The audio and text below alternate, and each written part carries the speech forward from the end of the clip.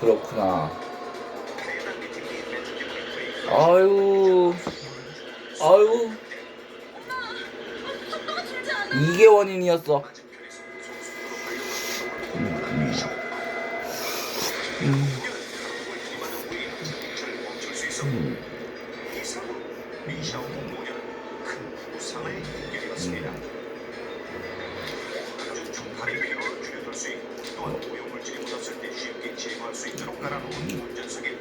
그냥. 얼핏 보면 전혀 위험해 보이지 않지만 운행 속도에 직접적인 영향을 미치는 자동차의 페달과 매우 가깝게 깔려있다는 사실. 아하, 이것이 원인이군요. 운전석의 바닥 매트가 가속 페달이나 브레이크 페달 쪽으로 밀려 들어가게 된다면 페달의 작동을 방해해 큰 사고로 이어질 수 있는데 나도 나중에 상리 버스 생기는 거나 뭐 나도 차 생기면 이런 매트 같은 건 피해야겠다. 시속 192km의 속도로 교차로에서 충돌. 일가족 4명이 그 자리에서 숨지는 사고가 이 매트는 좀 피해야겠네. 나도 만약에 차 생기면. 있던 매트가 자동차 페달에 영향을 미칠 수 있을까요? 글쎄요.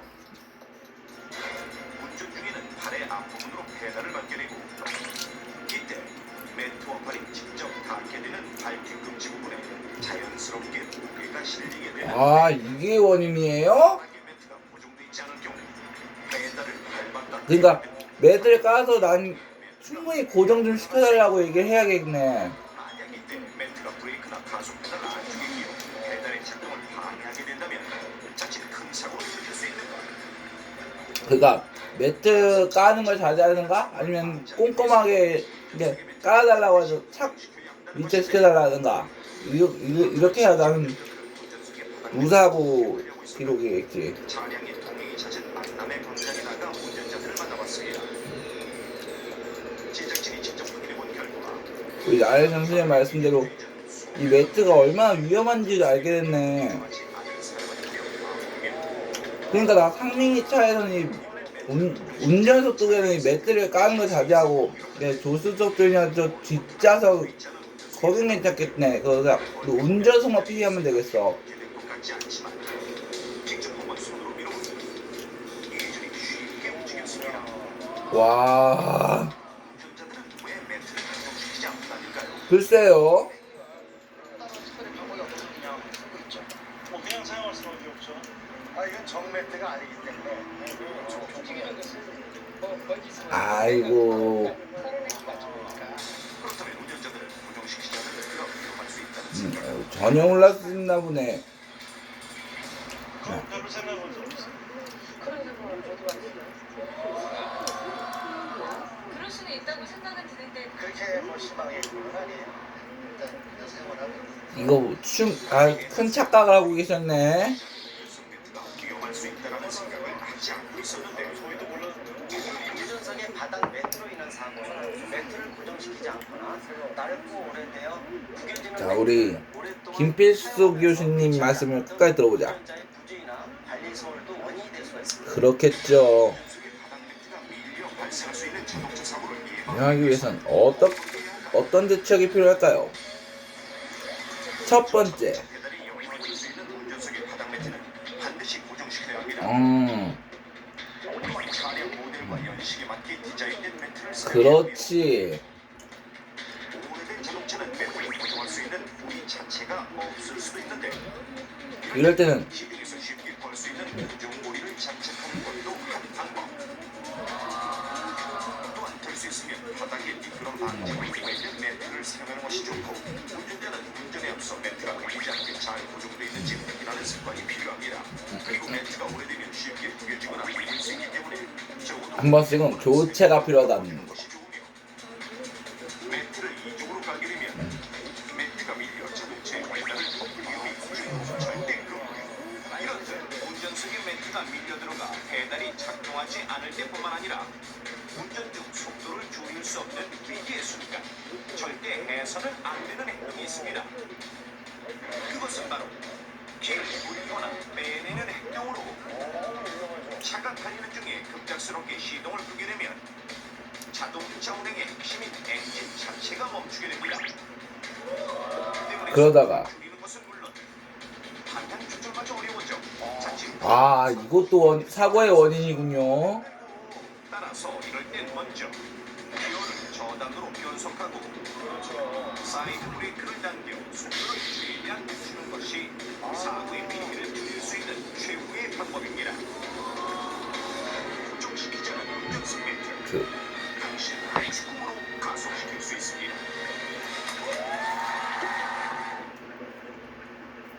이런 이야기였구만. 아이고. I can see them. People have a right to know the truth. 그러니까 어쩌면 나한테는 아빠가 불청객 같기도 하네. 매번 찾아오니까. 친구들이 갑자기 집에 저랬을 때 편. 먼저 남자의 친구들이 갑자기 집에 들이닥쳤을 때예요. 남자가 휴일을 맞아 늘어지게 한참 자고 있어요. 그때 휴대폰이 삐리리리리 하며 울기 시작해요. 잡결이 전화를 집어드는데 멀대로 불리는 친구놈이 다짜고짜 물어요. 집이냐? 남자가 말해요. 그러자 뚝 하고 전화가 끊겨요. 뭐 이런 어이를 쌈 싸먹은 놈이 다 있나 몰라요. 남자가 다시 잠을 청하려 이리 뒹굴 저리 뒹굴 하는데 방문이 벌컥 열리며 방금 전화를 걸었던 멀대가 들어와요. 깜짝이야. 깜놀에 웬일이냐고 묻자 그냥 이래요. 문은 어떻게 열었냐고 묻자 비밀번호 따윈 애초부터 알고 있었대요. 연락이라도 하고 오지 그랬냐고 묻자 전화했잖아 하며 해맑은 미소를 지어요. 언제부터 집이냐의 뜻이 너희 집에 놀러가도 돼지가 됐는지 모르겠어요. 세종대왕님에게 분노의 하이킥을 맞아도 모자란 놈이에요. 하긴 뭐 그나마 전화라도 하고 온 게 어디예요. 어떤 친구놈은 남자가 귀가하기도 전에 먼저 들어와 자고 있던 도라이도 있어요. 그때 문이 벌컥 열리며 바로 그 도라이가 들어와요. 도라이는 자동으로 하의를 탈의하고 남자의 반바지로 갈아입더니 자연스럽게 남자의 컴퓨터 앞에 앉아 게임을 하기 시작해요. 멀대에게 쟤는 어떻게 온 거냐고 묻자 오늘 남자의 집에 모여 같이 놀기로 했대요. 이런 빵꾸똥꾸 같은 경우가 있나. 남자의 집에서 모이기로 한 걸 집주인인 남자만 모르고 있었어요. 하긴 그러거나 말거나 뭔 상관이에요. 혼자 심심했는데 오히려 잘 됐어요. 그런데 맨날 보는 녀석들이라 딱히 할 말도 없고 뭔가를 같이 하자니 엄청난 귀차니즘이 밀려와요. 잠시 멍때리던 남자는 다시 잠을 청해요.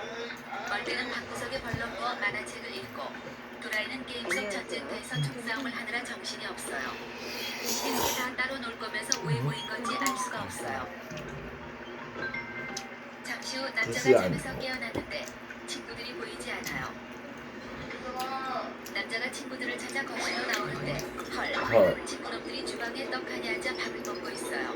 거기다 밑반찬, 음료수, 과자 등등으로 한상 떡 부러지게 차려놓고 마구 먹어대고 있어요. 여기가 지들 집인 줄 아나 봐요. 이놈들이 친구인지 친구 집 냉장고를 초토화시키러 온 인간 메뚜기떼인지 알 수가 없어요.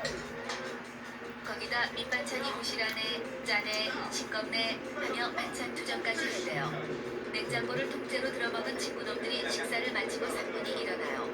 이것들이 설거지도 안 한 채 내때려나 봐요. 남자가 설거지에 이놈 시키느라 하고 사자우를 외치자 친구놈들은 어이가 없다는 듯 웃어제끼며 말해요. 우린 손님이야.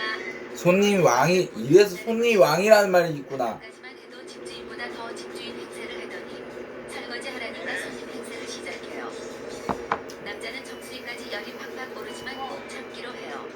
시킨다고 할 놈들도 아니고 설거지야 엄마가 돌아오시면 해줄 거니 남자한테도 피해올 게 없기 때문이에요. 과연 그럴까? 이후로도 멀대와 도라이의 손님 행세는 계속돼요. 덥다며 선풍기 앞에서 우통을 벗어제끼질 않나. 라면 가져와라. 김치 가져와라. 등등등등. 물 가져와라. 음료수 가져와라. 등등. 이것저것 시켜먹고 빤스바람으로 화장실을 안 다녀오나 남의 집에서 못하는 짓이 없고 귀찮아 죽을 지경이에요. 어느덧 밤이 깊어오는데 이 왼수 같은 놈들은 전혀 갈 생각을 안 해요. 제발 좀 가. 그러니까 니들 때문에 우리 장윤이 아빠도 불청객이나 마찬가지네. 며칠 동안 없어서 좋았는데 이게 매번 이렇게 맨날 이렇게 저녁 때마다 찾아오고 이런 거면 아빠도 불청객이야. 아빠라고 치고는 진짜 불청객 같은 그런 수준이야. 이제 자야겠다 하며 세수도 하고 오고 보란 듯 한풍도 해보고 나 잔다 하며 빨리 가란 뜻을 어필해봐요. 이 정도면 충분히 알아듣고 갈 줄 알았는데 이거. 잘 자래요. 뭐 이런 놈들이 다 있나 몰라요. 그런데 그때 친구놈이 심심한데 술이나 한잔 하자며 술을 가지고 오라며 땡깡을 부리기 시작해요. 남자는 우리 집엔 술 없다며 딱 잘라요. 그러자 멀대가 주방 선반 오른쪽 구석에 약 3분의 2 정도 차이는 고급 양주를 받대요. 화들짝 놀란 남자가 그건 아버지가 아끼는 술이다. 내 목에 칼이 들어와도 안 된다며 거부해보지만 적당히 먹고 보리차로 채워놓으면 아버지는 눈치채지 못하실 거래요. 그럴듯한 얘기지만 남자는 절대 안 된다며 거부해요. 그러자 친구놈들이 남자에게 바빠보이네, 겁쟁이네, 새가슴이네 하며 약을 반짝반짝 올리기 시작해요. 남자를 도발해 약주를 가져오게 하는 걸 뻔히 알지만 왠지 슬슬 자존심이 상하기 시작해요. 꾹꾹 참던 남자가 잠깐만 기다려 하고는 문을 박차고 나가더니 아버지의 약주를 들고 들었어요. 그러자 친구들은 역시 넌 대인배라며 엄지손가락을 치켜 세워요. 뿌듯하기는 한데 왠지 낚인 듯한 기분이 들어요. 하지만 이미 엎질러진 물이에요. 내일 무슨 일이 일어나던 일단 술로 달리기 시작해요. 어머나 세상에, 눈을 뜨니 다음 날이에요. 친구들의 모습은 이미 보이질 않아요. 가면 간다고 말이라도 하고 가지 그냥 갔냐 싶은데 꾸질꾸질한 친구 녀석들의 옷과 양말이 방바닥에 나뒹굴고 있어요. 불길한 느낌이 전신을 휘감아요. 남자는 재빨리 옷장을 열어 며칠 전 백화점에서 구입한 신상 청바지와 티셔츠를 찾아요. 이런 브라질레이션, 역시나 신상 청바지와 티셔츠, 그리고 양말 2개가 사라졌어요. 이것들이 또 남자의 옷과 바꿔치기 해간 거예요. 늘 잠시 빌려간 것뿐이며 며칠 후 돌려주겠다 하지만 다시 돌아오는 일은 거의 없어요. 열받은 남자가 이런 삐삐삐 저런 삐삐삐를 외치며 씩씩대는데 갑자기 방문이 스르륵 열리더니 아버지가 들어오셔서 일각에 나디불고 있던 빈 약주병을 집어드세요. 너무나 격하게 아껴 하루에 한 잔 이상을 드시지 않던 바로 그 약주병을 한참 바라보시던 아버지는 가만히 방문의 배꼽을 킥 하며 걸어 잠그세요. 아버지가 천천히 남자를 향해 다가오세요. 아, 앞날이 걱정돼요. 아무튼 친구놈들 때문에 되는 일이 없어요. 다음은 여자의 친구들이 갑자기 집에 들이닥쳤을 때예요. 여자들은 절대 연락 없이 친구 집에 들이닥치지 않아요.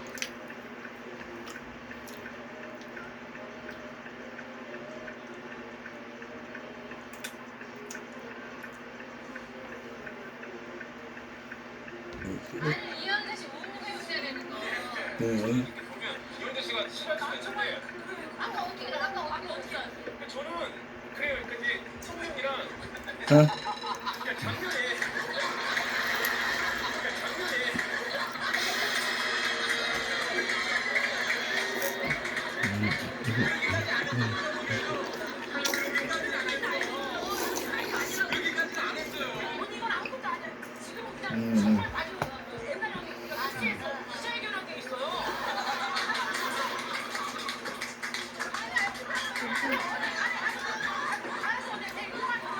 학생들 저 개콘 연합식으로 쫙 갔는데 거기 있는 PD님이 야 영철아 영철 있네 내가 그러니까는 그거를 한 거야. 그래서 난 내가 뭐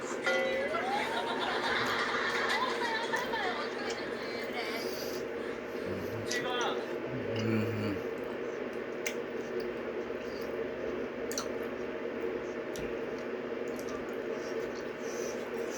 호랑이 커피 마시던 시절부터 우리 행복은 맥심.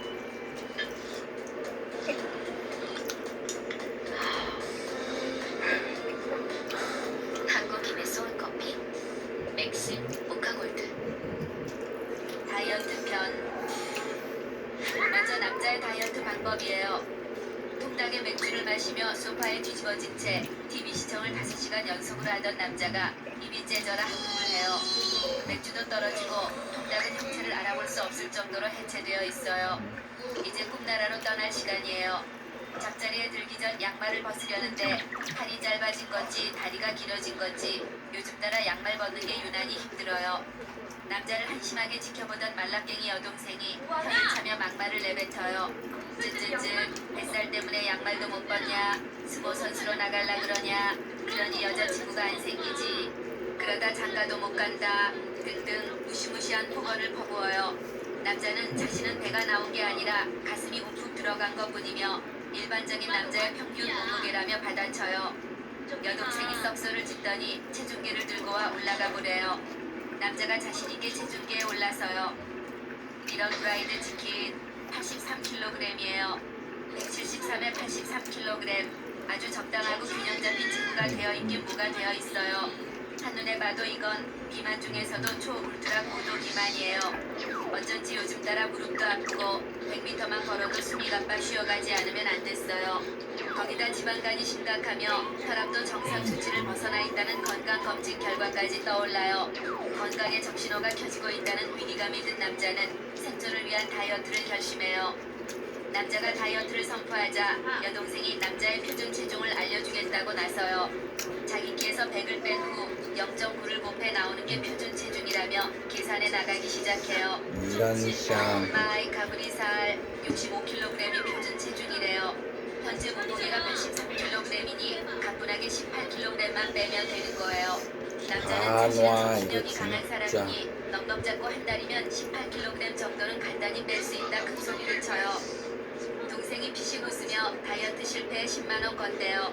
약이 바짝 오른 남자는 10만원은 적다며 20만원으로 내기 금액을 상향 조정해요. 여동생이 코를 외치며 만일 약속을 안 지키면 남자도 아니며 평생 언니라 부르겠대요. 남자는 반드시 다이어트에 성공해 입상 여동생 눈에서 피눈물을 뽑아내리라 다짐해요. 내일부터는 죽음의 다이어트에 돌입해야 하니 오늘은 먹고 싶은 걸 마음껏 먹기로 해요. 방 안 구석구석에 숨겨두었던 과자, 소시지, 오징어다리, 빵, 음료수 등을 꺼내 모두 해치운 남자가 배를 두드리며 잠에 들어요. 다이어트에 돌입한 남자는 혹독하고도 과학적이며 체계적인 다이어트 계획을 세웠어요. 첫째, 무조건 굶기예요. 둘째로 죽어라 운동하기예요. 이게 끝이에요. 많이 먹고 운동을 하지 않아 살이 찐 것이니 하루 3끼를 굶다시피 하고 4-5시간씩 죽어라 운동하면 하루에 3kg씩은 충분히 빠질 거라 확신해요. 그럼 한 달이면 90kg을 뺄 수 있다는 계산이 나와요. 원래 그럼 90kg을 빼면 남자는 먼지가 되어 흩어지는 건 아닌가 싶어 헛웃음이 나와요. 홀쭉이로 거듭날 자신을 떠올리니 흐뭇하기 한이 없어요. 아침을 굶은 남자는 첫날부터 무리하면 안 되니 헬스와 수영 같은 힘든 운동보다는 간단한 걷기 운동을 하기로 맘먹고 교통비도 줄일 겸 회사까지 걸어가기로 해요. 집에서부터 회사까지는 널렁 8km밖에 안 돼요. 평소보다 2시간만 일찍 출근하면 되는 거예요. 오랜만에 새벽 공기를 맡으며 걸으니 기분이 날아갈 듯하고 살이 쪽쪽 빠지는 느낌이 들어요. 활력을 받은 남자가 축지법을 하듯 빠르지만 학처럼 우아한 자태로 한 걸음 한 걸음 빠르게 나아가요.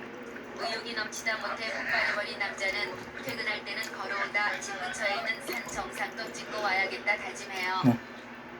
그날 밤 10시가 넘어서야 남자는 집으로 들어와요. 첫날부터 너무 무리를 해서인지 신물이 넘어올 지경이에요. 집에 들어오자마자 남자는 부들부들 떨리는 다리를 진정시키며 체중계에 올라요. 이런 브라질리안 보존의 법칙 0.4kg밖에 안 빠졌어요. 뚜껑이 열린 남자가 양복을 벗어 던져요. 넥타이를 풀어요. 휴대폰을 꺼내요. 와이셔츠와 바지까지 풀어제껴요. 와우, 드디어 1kg이 빠졌어요. 하지만 만족이 안 돼요. 하루 종일 굶고 왕복 16km를 걷고 집 근처 산 꼭대기도 찍고 왔는데 1kg밖에 안 빠지다니 실망스러워요. 그때 여동생이 다가와 실실 웃으며 응원을 해줘요. 20만원 짝짝짝짝짝 20만원 짝짝짝짝짝. 저기 집엔 어쩜 저렇게 피부감인지 모르겠어요. 방으로 들어와 침대에 쓰러지듯 눕자 몰려오는 허기 때문인지 눈앞이 핑핑 돌아요. 방구석에 있는 화초마저 뜯어먹을 수 있을 것 같아요. 그때 무리한 다이어트는 건강을 해칠 수 있다는 깨알같은 기사가 떠올라요. 아무래도 하루에 3kg씩 빼는 건 무리인 것 같아요. 내일부턴 적당히 먹어가면서 헬스클럽을 다니며 하루에 2kg씩만 가뿐하게 빼기로 결심해요. 헬스클럽에서 운동할 생각을 하자 권상우의 몸이 벌써 내 몸이 된 것만 같아요. 다음날 날이 밝았어요. 이제 삼시세끼는 채식으로 하기로 했어요. 야채는 많이 먹어도 괜찮대요. 여지없이 밉상 여동생이 보란듯이 삼겹살을 굽기 시작해요. 오이를 먹어요. 당근도 먹어요. 양배추도 먹어요. 이런 브라질산 동산 나트륨. 아침 식사로 오이 5개와 당근 3개, 양배추 반통을 먹었어요. 입에서 풀냄새가 진동을 해요. 고기 냄새에 위장이 펄쩍펄쩍 요동을 치기 시작하고 자기도 모르게 침을 주르륵 흘리고 말았어요. 여동생이 노릇노릇 윤기 잘잘 삼겹살을 남자의 눈앞에 흔들며 도발해요. 한 삼겹살 하실래에? 얘가 요즘 어디서 비호감되는 과외를 받나봐요. 열이 받은 남자는 눈물을 머금고 삼겹살을 외면한 채 헬스장으로 향해요. 헬스장에 도착한 남자는 약 2시간가량 쉬는 시간 없이 살이 떨어져 나가라 무대포 폭풍 운동을 시작해요. 살이 쪽쪽 빠지고 온몸에 근육이 생성되는 느낌이 강렬하게 들어요. 남자가 폭풍 헬스를 마치고 집에 돌아와 쓰러져요. 건장한 건달 30명에게 집단 투타를 당한 듯한 근육통이 전신을 휘감아요. 몸을 살짝만 움직여도 뼈마디가 뻗어도 꼼짝 꼬지지직하고 아우성을 질러대요. 파스를 온몸에 덕지덕지 붙인 남자가 체중계로 올라서요. 이런 제 길은 어제와 똑같아요. 온몸에 힘이 쪽 빠지고 어지럼증에 기절할 뻔했어요. 헬스처럼 힘이 많이 드는 운동을 하는데 영양 보충이 부족했나봐요. 남자는 먹을 건 정상적으로 먹되 운동을 더욱 가열차게 해 하루에 1kg씩만 빼기로 해요. 남자는 주방으로 가 간단하게 밥 2그릇과 여동생이 먹다 남긴 삼겹살을 남김없이 해치워요. 그때 비호감계의 최고봉 여동생이 나타나 딱 걸렸다며 20만원 내놓으래요. 남자는 아직 한 달 안 지났잖아 이 지지배야 하고 버럭 소리를 지르고 방으로 도망쳐요. 다이어트 3일차에 접어든 남자가 허리를 부여잡고 비틀거리며 집으로 돌아와요. 헬스를 하다 허리를 삐끗하고 말았기 때문이에요. 귀신귀신 귀다시피해 간신히 침대에 누운 남자는 이런저런 생각에 머리가 복잡해요. 살찌고 허리가 튼튼한 게 좋은 걸까? 아니면 날씬하고 허리가 부실한 게 좋은 걸까? 날씬해지면 새 옷을 사야 돼서 돈이 많이 들 텐데 다이어트 때문에 얼굴이 야위니까 무덕하고 복스러운 매력이 사라져 훨씬 없어 보이고 못생겨진 것 같은데 스트레스가 살찐 거보다 건강에 더 안 좋다고 하던데 아무리 짱구를 굴려봐도 다이어트를 해야 하는 이유보다 하지 말아야 하는 이유가 훨씬 더 많아요. 남자는 일단 허리가 나을 때까지 다이어트를 중단하기로 하고 며칠간 스트레스를 받은 육신에 상을 주기로 해요. 상은 통닭과 족발, 맥주, 상총사예요. 통닭과 족발에 맥주 한 사발을 들이키자 이제야 사람답게 사는 것 같은 느낌이 들어요. 그깟 살이 뭐 대수라고 다이어트에 목숨을 거나 싶어요. 이제와 생각해보니 사실 지금도 그닥 살이 쪄 보이는 정도는 아니고 살짝 보기 좋은 상태인 것 같고 살들도 정이 들어 그런지 헤어지기가 아쉬워요. 거기다 까진 거 살이야 나중에 얼마든지 뺄 수 있으니 시간이 흐른 후에 다시 다이어트를 시작해도 늦지는 않을 것 같아요.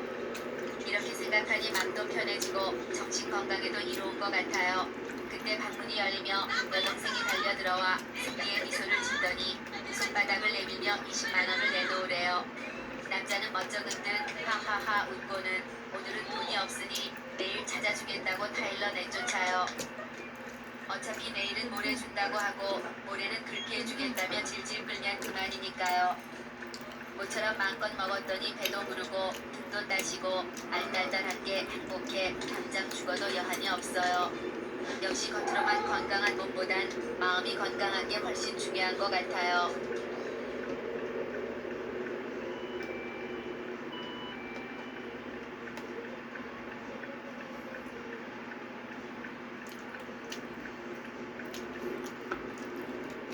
수가 있어요. 몸으로 고기만 좀 미끄러져 있고 끊어.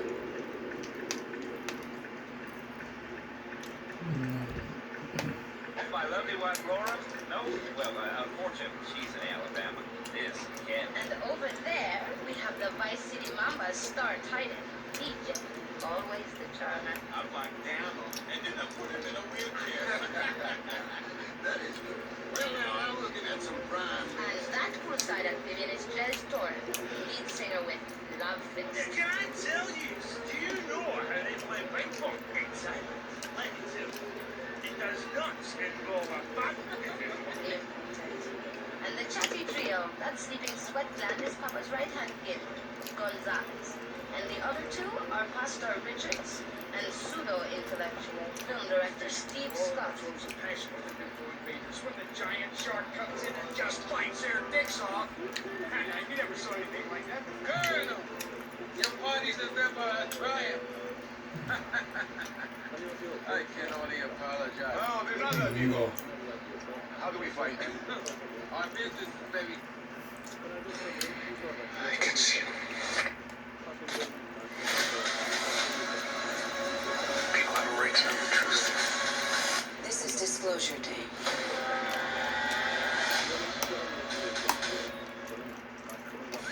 남자, 여자 몰라요. 여자도 남자 몰라요. 사소한 거 하나부터 너무나 다른 남녀. 부부가 잠시 떨어져 있을 때 먼저 남자의 아내가 친정 갔을 때예요. 남자가 들뜬 마음을 애써 갖추며 와이프의 짐을 들고 걸어가고 있어요. 오늘은 숨도 쉬지 않고 5시간 잔소리 기록 보유자에 별것도 아닌 거에 삐친 그단 바가지 긁기 공인 12단인 히틀러 와이프가 처제의 산후조리를 위해 일주일간 친정이라는 역사적인 날이기 때문이에요.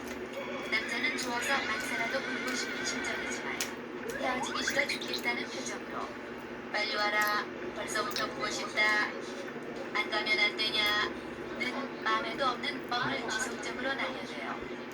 혹시라도 좋아하는 모습을 걸렸다간 와이프가 친정에 안 갈지도 모르기 때문이에요. 와이프는 떠나는 순간까지 밥 잘 챙겨 먹어라, 술 마시지 마라, 청소 깨끗이 해라 등등 수백 가지 잔소리를 날려대요.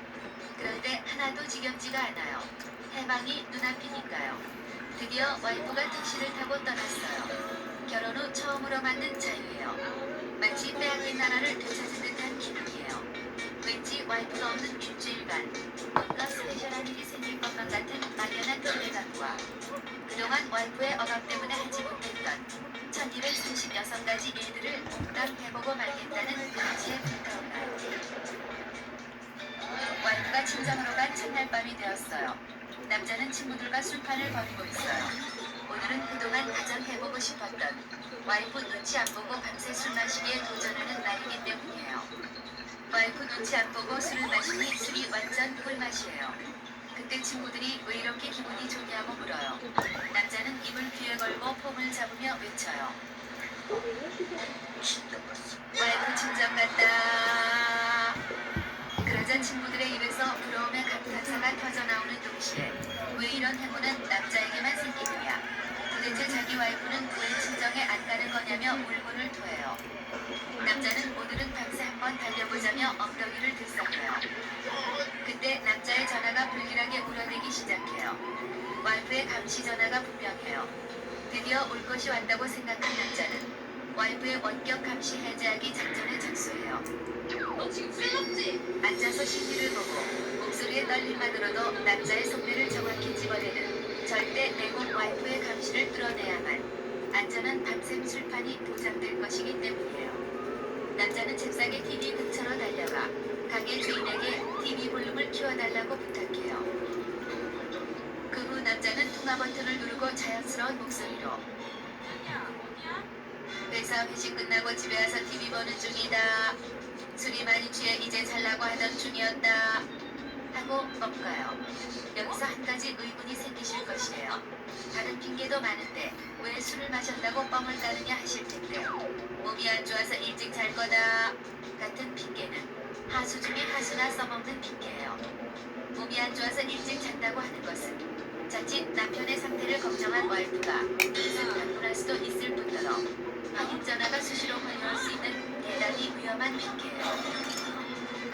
반면 술을 마셨다고 할 경우 와이프의 폭풍 잔소리는 듣게 되지만 그 순간만 버티면 다음날 아침까지 안전이 보장돼요. 이게 바로 살을 내주고 뼈를 취하는 고수의 기술이에요. 술에 취해 일찍 자려고 누웠다는 남자의 핑계를 들은 와이프는 역시나 폭풍 잔소리를 해대곤 전화를 끊어요. 아싸 가을, 이제 완벽하게 해방됐어요. 이제 판타스틱한 밤을 즐기는 것만 남은 것이에요. 친구들의 전화가 동시다발적으로 울어증겨요. 친구들이 휴대폰을 보고 호랑이라도 본 듯 흠칫 놀라며 수화기를 손으로 가리고 만 반복한대요. 저건 100% 친구 와이프에게 걸려온 전화예요. 전화를 끄는 친구놈들이 한숨을 푹푹 쉬더니 와이프 호출이라며 자리에서 일어나요. 당황한 남자는 가긴 어딜 가냐, 이제 시작인데 가려면 나를 밟고 가라 하며 사정해요. 하지만 친구들은 널 위해 내가 죽을 순 없다며 남자를 쿨하게 버리고 떠나가요. 이런 젠장, 와이프 감시도 따돌리고 밤새 놀아제낄 생각이었는데 정작 같이 놀아줄 친구가 없어요. 완전 망했어요. 도저히 갈 길이 떨어지질 않아요. 아쉬운 표정으로 남자가 집으로 터덜터덜 들어와 불을 켜요. 와이프가 없는 텅 빈 집안이 쓸쓸하고 허전하고 삭막하긴 얼어 죽을 부부가 살았죠. 잔소리할 와이프가 없으니까 텅 빈 집안이 놀이공원 같아요. 남자는 그동안 와이프 눈치 때문에 못했던 거룩한 일들을 모두 해보기로 해요. 팬티바람으로 할머니, 화장실 문 열어놓고 볼일 보며 TV 보기, 짐승소리 들을까봐 못 봤던 스페셜 야동 감상, 밥통 끼고 반찬분 통째로 꺼내놓고 밥 먹기. 아, 이게 바로 행복인가봐요. 한편으론 이다지도 사소한 것들을 그동안 와이프의 눈치와 억압 때문에 못하고 살았다니 억울해 죽겠어요. 그렇게 남자의 와이프가 없는 자유로운 첫날이 지나갔어요. 와이프가 친정에 간 지 사흘이 지났어요. 그런데 이런 우라질, 집안이 쓰레기장이에요. 빨랫감이 공유되어 거실을 뒷굴고 넘쳐나는 설거지감으로 싱크대가 터질 지경이에요. 밥통엔 말라붙은 밥풀떼기 몇 개만 둥글고 냉장고는 텅 비어있고 심지어 마실 물도 없어요. 싱크대 수돗물로 물배라도 채워야 하나 싶어요. 남자는 와이프가 없는 솔로들의 든든한 친구 즉석밥에 카레를 비벼 간신히 허기를 달래고 있어요. 완전 호랑이 신사가 따로 없어요. 자유고 뭐고 와이프가 없으니 사람 사는 꼴이 말이 아니에요. 거기다 남자 멋대로 사는 것도 며칠 해보니 재미가 없어요. 뭐 이런 놀부심보가 다 있나 몰라요. 남자는 슬슬 짜증이 나기 시작해요. 처제는 왜 애를 낳아가지고 남의 와이프를 데려가 내 신세를 이 모양 이 꼬라지로 만드나 몰라요. 점점 커지는 분노는 와이프를 향하기 시작해요. 남자는 자신을 버리고 간 와이프에게 전화를 걸어 언제 올 거냐, 내 걱정도 안 되냐, 처제 아이가 중요하냐 내가 중요하냐 하며 빨리 돌아오라고 압박해요. 그런데 헐, 애처럼 왜 그러냐요. 며칠만 참고 있으라며 전화를 끊어버려요. 생각해보니 와이프 말처럼 다 큰 성인이 너무 애처럼 굴었던 것 같아요. 남자는 성인답게 직접 와이프의 친정으로 찾아가기로 해요. 남자는 무작정 처갓집으로 쳐들어가 와이프에게 안겨 애교를 부려대요. 와이프는 그새를 못 참고 여기로 오면 어쩌냐, 산후조리 해야 되니까 얼른 가라 하며 남자의 등을 떠밀어요. 그런데 와이프의 폭풍 잔소리가 너무너무 반갑고 정겨워요.